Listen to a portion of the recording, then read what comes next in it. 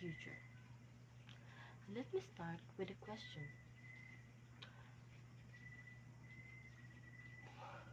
Oo, nagikabas. Our fight, our future.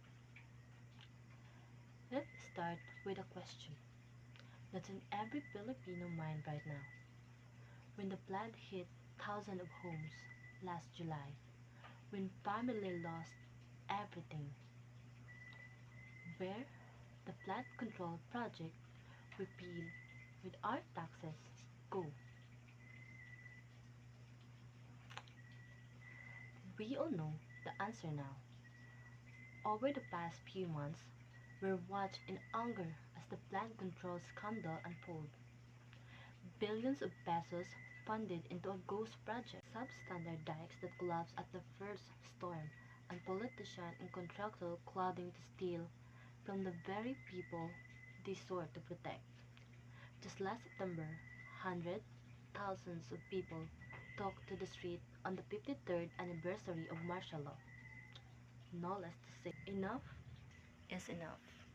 We, we refuse to let history repeat itself. To let our country be plundered again in the name of progress. We don't wait for someone else to fix it. We hold our leaders accountable not just with our votes, but with our voice. We report wrongdoing. When we see it, even it's scary. We support honest officials and demand transparency in every project, every peso spent. Our Philippines is a country of resilience and courage. We survived typhoons, dictatorship, and crisis far bigger than this.